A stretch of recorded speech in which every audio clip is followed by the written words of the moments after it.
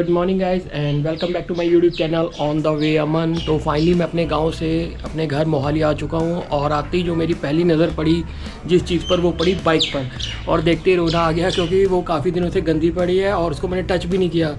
10 से 15 दिन हो चुके हैं और सामने मेरी वहाँ बाइक खड़ी हुई है, तो आज उसको वॉश भी करवाएंगे।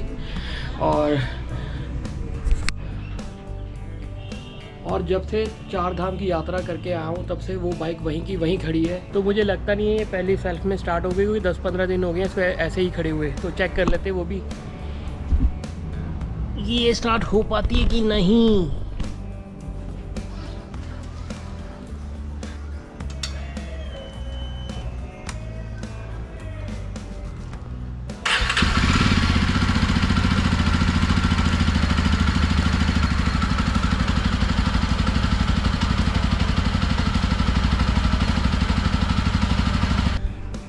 तो फाइनली गाइज मुझे लग नहीं रहा था कि ये स्टार्ट हो जाएगी इतने दिनों बाद, मतलब कि आप लगा लो 10 दिनों से ऊपर हो चुका है टाइम। चलो ये तो क्लियर हुआ कि ये स्टार्ट हो चुकी है। तो फाइनली गाइज वॉशिंग सेंटर पहुंच चुका हूँ बाइक को वॉश करवाने के लिए। ये रही अपनी बाइक और ये रहा अपना वॉशिंग पॉइंट, और ये अपने कुछ मित्र हैं जो सब्सक्राइबर भी हैं। और ठीक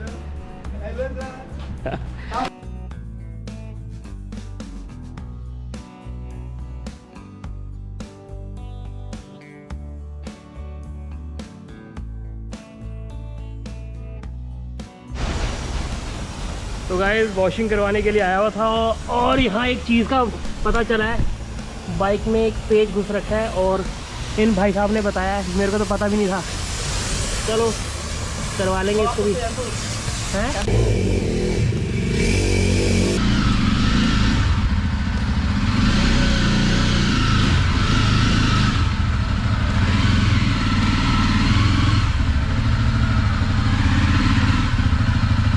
तो फाइनली गाइस बाइक वॉश हो चुकी है और इसे मैं घर ले आया हूँ और अब जाके मन को शांति मिल रही है इसको नीट एंड क्लीन देखकर। मैं आपको एक बात बता दूँ, ये बाइक मैंने ली थी नवंबर में, लास्ट ईयर 17 नवंबर को, और परसों इसे जो है 9 मंथ्स कंप्लीट हो जाएंगे।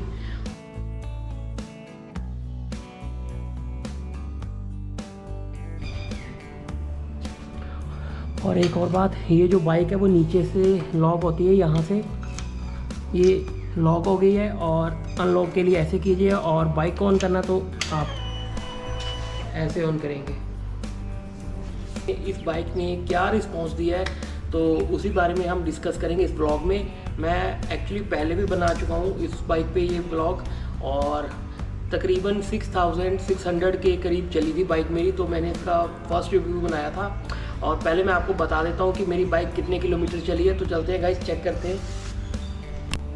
तो बाइक चल चुकी है 14,325, 14,325 किलोमीटर्स बाइक मेरी चल चुकी है। और जब मैंने ये बाइक ली थी मैंने क्या क्या चीज़ें कंपनी की तरफ से लगवाई थी वो भी मैं आपको एक बार फिर से बता देता हूँ। एक तो मैंने ये लेग गार्ड लगवाया था 4200 का, और एक यहाँ ये जाली है रेडिएटर पे, ये 1400 की लगवाई थी जिसके ऊपर 42 मेंशन है। और इसके साथ मैंने तीसरी चीज़ ये मैंने सीट लगवाई थी 5200 की। और बस ये 3 चीज़ें मैंने बाइक लेते कंपनी की तरफ से इंस्टॉल करवाई थी। और ये जो मिरर है ये तो साथ ही आए थे। और ये जो आप हेडलाइट देख रहे हैं ये स्टॉक हेडलाइट नहीं है, ये मैंने आफ्टर मार्केट चेंज करवाई थी जो कि मुझे 3200 की पड़ी थी। जिसमें ये जो DRL लाइट आप देख रहे हैं ये ऑरेंज भी है और वाइट भी है, तो आप दोनों रखना चाहे दोनों भी रख सकते हैं। एक लाइट रखना चाहे तो मैंने सिर्फ एक लाइट ही रखी थी वाइट कलर की। जब आप इस बाइक को ऑन करेंगे तो ये लाइट अपने आप ऑन हो जाएगी ऐसे।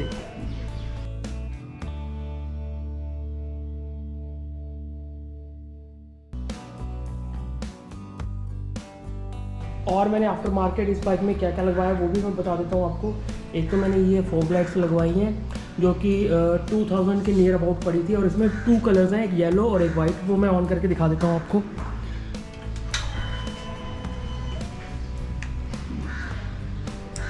तो गाइस ये इसकी पहली लाइट है येलो कलर की और ये वाइट।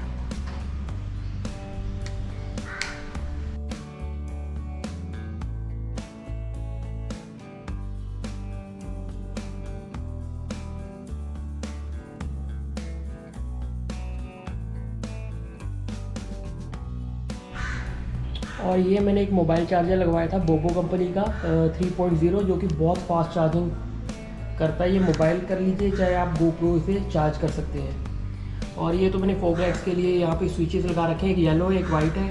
और मैंने सिमटेक के जो है हज़ार लाइट्स भी लगवा रखी हैं, जो कि मुझे 2000 के नियर अबाउट ही पड़ी थी ये भी। तो ये जो आप अभी लाइट्स देख रहे हैं ये हज़ार लाइट्स हैं और ये अलग अलग पैटर्न में आती हैं। इसका एक बटन लगा हुआ है, इसे आप अपने अकॉर्डिंग जैसा चाहे आप इसको रख सकते हैं लाइट्स को।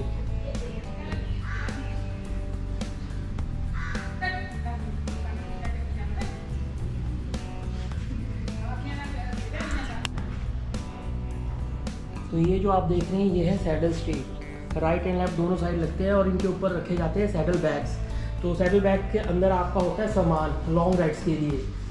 तो सैडल बैग्स भी आप लगा लीजिए 2500 से लेके 5500 तक अच्छे बैग्स आ जाते हैं। तो मेरे पास राइनॉक्स के बैग्स हैं जो कि आपने मेरे ब्लॉग में देखे होंगे, और 32 लीटर का एक बैग है गाइस वो। तो सैडल बैग्स रखने के लिए सैडल स्टे बहुत ज़रूरी है। और एक ये लॉक मैंने ले रखा था लॉन्ग राइड्स में, ये चीज़ बहुत अच्छी लगी मुझे। अगर आप कहीं जा रहे हैं और आप हेलमेट कहीं रखना चाहते हैं तो इसमें आप लॉक करके अपना हेलमेट कहीं भी जा सकते हैं, और काफ़ी मजबूत है ये। हाँ, कंपनी की तरफ से इसकी जो हेडलाइट आती थी वो बिल्कुल बेकार है, यूज़लेस है वो। मतलब कि लोकल सिटीज़ में अगर आप चलाना चाहे तो चला सकते हैं, लेकिन अगर आप लॉन्ग राइड्स के लिए तो आपको लाइट चेंज ही करवानी पड़ेगी, हेडलाइट। तो ये मैंने LED लाइट प्रोजेक्टर लाइट लगवाई थी जो कि 3200 रुपये की ऑलरेडी मैं बता चुका हूँ, और अब विजिबिलिटी काफ़ी अच्छी हो चुकी है। लेकिन फिर भी अगर आप लॉन्ग राइड्स जैसे लद्दाख हो गया, स्पीति वैली हो गया, जहाँ बहुत पहाड़ी एरिया है, तो आपको फॉग लाइट्स भी ज़रूरी हैं लगवाना। इस अकेली हेडलाइट से काम नहीं चलेगा, आपको फॉग लाइट्स लगवानी ही पड़ेंगी। और उसको कवर कीजिएगा अगर चंडीगढ़ से कोई है। बाहर की स्टेट्स का तो मुझे मालूम नहीं है, लेकिन मैंने बाहर की स्टेट्स में मैंने कवर उसका उतार दिया था तो मुझे किसी ने कुछ कहा नहीं, लेकिन चंडीगढ़ में अलाउड नहीं है, फॉग लाइट्स को कवर करना ही पड़ता है। तो मेरे कुछ सब्सक्राइबर हैं जो कि इसकी परफॉर्मेंस के बारे में जानना चाहते थे, तो मैं आपको बता दूं इसकी परफॉर्मेंस बहुत ही अच्छी है, इसकी पिकअप बहुत अच्छी है, और इस सेगमेंट में आई थिंक मुझे नहीं लगता कि और कोई बाइक इसका मुकाबला कर सकती है पिकअप के मामले में। और इससे जो बड़ी बाइक्स है वो तो फिर आपको मालूम ही है, वो तो अलग लेवल की है। तो इस बाइक का जो शोरूम प्राइस है वो है 1,94,000, और अलग अलग स्टेट में अलग अलग प्राइस भी हो सकते हैं, थोड़ा बहुत अप डाउन हो सकता है। और on road with 5 years insurance के साथ ये पड़ती है ऑन रोड 2,25,000 या कहीं 2,30,000। तो आप मान के चलिए 2.5 लाख की ये बाइक है, और इस सेगमेंट में ये काफ़ी अच्छी बाइक है। और इस बाइक को आप लॉन्ग राइड्स के लिए भी यूज़ कर सकते हैं, और शॉर्ट के लिए तो आप ले ही रहे हैं ये बाइक। और एक बात और बता दूं, इसको काफ़ी कंपेयर करते हैं बुलेट के साथ। बुलेट एक अच्छी बाइक है, लेकिन वो स्लो चलाने के लिए ठीक है। ये बाइक जब भी आप लॉन्ग राइड्स के लिए लेके जाएंगे, ये खुद आपको बोलेगी कि मेरे को एक्सलरेट करो, मतलब कि आपको खुद फील होने लगेगा यार ये स्लो चलाने वाली बाइक है ही नहीं, ये रॉकेट है, पूरा रॉकेट। मतलब कि अगर आप किसी व्हीकल को ओवरटेक करेंगे तो आपको वहीं पता लग जाएगा इसकी पिकअप और इसकी परफॉर्मेंस का। मतलब कि दूसरे तीसरे गियर में तो ऐसे गोली की तरह जाती है।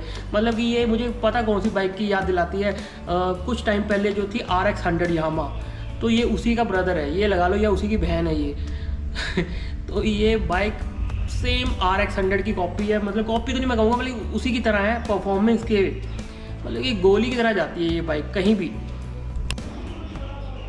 और इस बाइक ने मुझे कभी भी कहीं प्रॉब्लम नहीं दी, ना इसने कहीं पानी में प्रॉब्लम दी, ना कहीं कीचड़ में, कहीं सैंड है, मतलब कि कहीं कोई प्रॉब्लम नहीं, हर जगह से ये निकल गई बिल्कुल आराम से।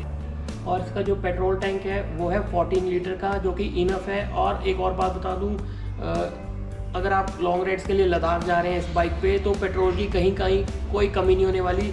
ये अगर आप पूरा टैंक अगर फुल करवा लेते हैं तो ये 420 किलोमीटर आराम से निकाल देती है। लेकिन अगर हिल एरिया में जा रहे हैं तो आप 350, 360, 65 किलोमीटर आराम से ये बाइक आपको निकाल देगी एक टैंक फ्यूल में। और ये 3 कलर्स में आती है, एक ब्लैक मैट, एक वाइट कलर और एक रेड कलर। तो ये 3 कलर्स हैं जो अवेलेबल हैं।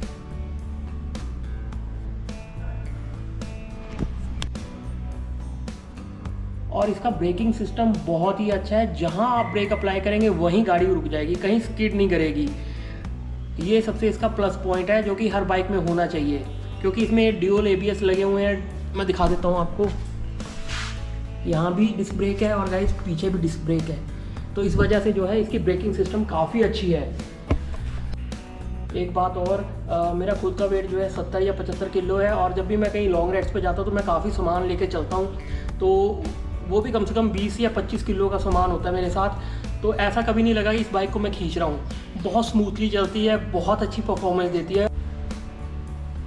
तो पूरा लद्दाख, स्पीति वैली, चार धाम, हर जगह मैंने यात्रा की। सिर्फ इसमें एक टायर पंचर हुआ था 1 या 2 बार, इसके अलावा इसमें कोई प्रॉब्लम नहीं आ सकती।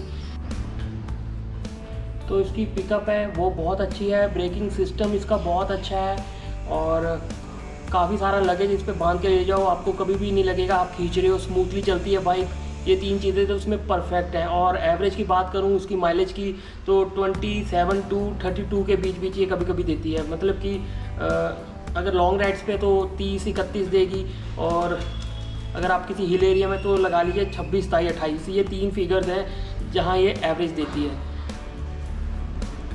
ग्राउंड क्लियरेंस की बात की जाए तो ज़्यादा दिक्कत नहीं है इसमें। ग्राउंड क्लियरेंस को लेके काफ़ी सामान मैंने बांधा होता है, मैं खुद बैठा होता हूँ, मुझे तो कभी कभी कोई फील नहीं हुआ। हाँ, अगर आप स्पीड से बाइक लेके जा रहे हैं और आगे काफ़ी बड़ा स्पीड ब्रेकर लगा हुआ है, तो वहाँ से आपको स्लोली करके निकालना पड़ेगा। वो तो आप हर बाइक को निकालेंगे तो इतना बड़ा इशू नहीं है, आराम से निकल जाती है। और अगर स्पीड से निकालेंगे तो फिर रिज़ल्ट आपके सामने ही होगा, वो टच करेगी।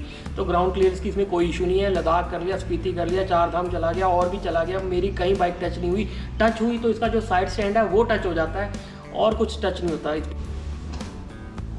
और अब बात करते हैं इसकी सर्विस के बारे में। तो 9 महीने के अंदर मैं इसकी 3 सर्विसेज करवा चुका हूँ। पहली सर्विस पे 1000 किलोमीटर पे चली थी, जिस पे 3100-3200 रुपया खर्चा आया था। सेकंड सर्विस मैंने 6000 पे करवाई थी, और उसमें नियर अबाउट 2700 के या 2800 का खर्चा आना था। लेकिन उसमें एक फ़िल्टर डालना था इस बाइक के अंदर, वो मैंने डाला नहीं था, जिसकी वजह से 2400 चार्जेस आए थे। 2400 मुझे पे करने पड़े थे उस वक्त सर्विस चार्जेस। और तीसरी सर्विस मैंने इसके 12000 कंप्लीट होने पे करवाई थी, और वो तकरीबन आया था 4500 के नियर अबाउट। तो अब इसकी जो फोर्थ सर्विस है वो मैं 18000 के नियर अबाउट, वैसे तो 12 से लेके देखा जाए तो 18000 पे ही होनी चाहिए, तो मैं 18000 पे ही करवाऊँगा 4 सर्विसेज। तो इस बाइक की बहुत अच्छाइयाँ हो गई हैं, अब इसकी कुछ बुराइयाँ भी कर लेते हैं। पहले मैं आपको दिखाई देता हूँ।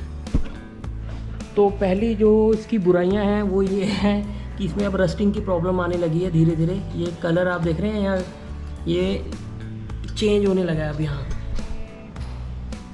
ये देखिए रस्टिंग प्रॉब्लम। और भी है थोड़ी बहुत, ये देखिए। और गाइस इसमें जो हीटिंग इशू है वो भी मैं बता देता हूँ क्यों होती है। ये जो इंजन है गाइस, इंजन तो गर्म होगा ही होगा, बाइक चलेगी, लेकिन जो ये रेडिएटर है इसका जो फ़ैन लगा हो, जब ये ऑन होता है ना गाइस, तो ये जो हवा है इसको ठंडा करने के लिए जो हवा निकलती है तो वो स्प्रेड हो जाती है राइट एंड लेफ्ट साइड, तो वो हवा यहाँ से हमारी लेग्स पे बसती है। तो यही कारण है गाइस, वो बार लगातार वो घूमता रहता है और वो गर्म हवा हमारी लेग्स पे बचती रहती है, और वो हीटिंग इशू हमारे लिए वो क्रिएट हो जाती है वहाँ पे।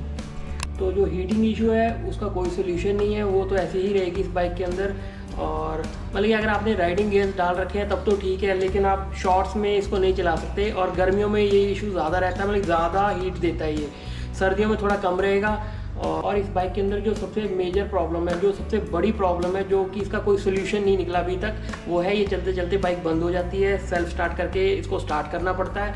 मैंने जब ये बाइक ली थी तो मुझे लगा नई बाइक है इसलिए मेरे साथ ही ये हो रहा है, लेकिन जब कंपनी में गया तो उन्होंने कहा कि हाँ ये प्रॉब्लम है, आप बाइक तो ऑलरेडी ले ही चुके हैं, सोल्यूशन इसका कोई है नहीं। तो फिर मैं हैप्चुअल हो गया इसको चला कर, तो जहाँ बंद होती है मैं वहाँ मैं सेल्फ स्टार्ट कर लेता हूँ, मुझे कोई प्रॉब्लम नहीं आती। हाँ, इस चीज़ को अगर आप इग्नोर कर सकते हैं तो ये बाइक में कोई प्रॉब्लम नहीं है।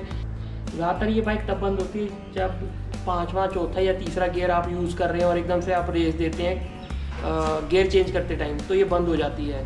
या फिर आप वैसे ही आराम से जा रहे हैं और एकदम से आपने रेस दी तो ये तब बंद हो जाएगा। तो बस ये इसकी प्रॉब्लम है। और कईयों ने कहा था इसका ECU अपडेट करवा लो, वो भी मैंने करवा लिया, लेकिन कोई फ़ायदा नहीं हुआ। ECU का कोई फ़ायदा नहीं है, प्रॉब्लम वहीं की वहीं है। और हाँ, इसके टायर्स की बात की जाए तो जो कंपनी की तरफ से आते हैं, मतलब ठीक है, मतलब कि अगर आपने न्यू बाइक ली है तो इसको कम से कम आप 18 से 20 हज़ार किलोमीटर चला के इसको चेंज करवा लीजिए। और अपने अकॉर्डिंग, जैसी आपकी राइड है, लॉन्ग राइड्स है, ऑफ रोडिंग ज़्यादा करते तो आप अपने अकॉर्डिंग इसमें चेंज करवा सकते हैं। मैं भी आगे चलकर करवाऊँगा। और अभी फ़िलहाल इसमें 2-4 हज़ार किलोमीटर और मैं चलाऊँगा। 14 हज़ार चल चुके, तो 18 या 19 हज़ार किलोमीटर चलने के बाद मैं भी चेंज करवा लूँगा। एक बात और कहना चाहूँगा, इसमें जो है सेंसर्स की बहुत ज़्यादा प्रॉब्लम है। मतलब कि चलते चलते बाइक में कभी ना कभी कोई सेंसर की जो लाइट होती है वो ऑन हो जाती है, कभी कोई सेंसर ऑन हो जाएगा, कभी कोई ऑन हो जाएगा, लेकिन वो होगा टेम्परेरी। या तो एक दिन में रिमूव हो जाएगा, या कभी कभी 2 दिन में, या होने को तो 1 घंटे या 2 घंटे में भी रिमूव हो जाता है। तो मेरे कई व्लॉग्स में मैंने आपको दिखाया भी हुआ है इसके सेंसर्स की प्रॉब्लम, जो कि अपने आप ठीक हो गई, मुझे कहीं जाने की ज़रूरत नहीं पड़ी। तो सेंसर्स की प्रॉब्लम भी है इसमें। अगर मेरे पॉइंट ऑफ व्यू से देखा जाए और मेरे से आप पूछें तो ये बाइक मेरे लिए बहुत अच्छी है। मुझे ये बाइक बहुत पसंद है। अगर इसमें 1-2 इशू है भी हैं तो मैं उनको इग्नोर करता हूँ, क्योंकि इतने बड़े इशू नहीं है वो मेरे लिए। तो काफ़ी सारे मैंने देखे हैं इसको ख़रीदना चाहते हैं इस बाइक को। तो मैं एक ही बात कहना चाहूँगा, अगर आप ये चीज़ इग्नोर करते हैं, इसका हीटिंग इशू, इसका सेल्फ स्टार्ट, मतलब कि चलते चलते बाइक बंद हो जाती है तो इसको स्टार्ट करना पड़ता है, तो ये 2 चीज़ें अगर आप इग्नोर करते हैं तो आप ये बाइक लीजिए। और अगर नहीं कर सकते तो 2.5 लाख रुपये लेने के बाद फिर आपको ये फील होगा कि आपने क्या ले लिया है। तो इसलिए मैं कह रहा था इस बाइक को ख़रीदना हो तो सोच समझ के ख़रीदिएगा।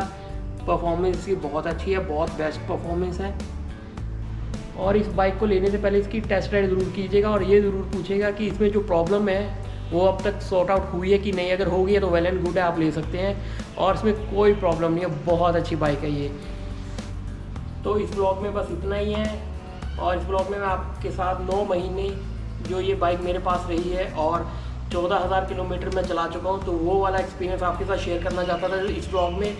और अगर किसी को फिर भी कोई डाउट है वो कमेंट करके मेरे से पूछ सकता है इस बाइक के बारे में। तो ये आपको ब्लॉग कैसा लगा प्लीज़ कमेंट करके ज़रूर बताइएगा। लाइक, शेयर और सब्सक्राइब भी कीजिएगा।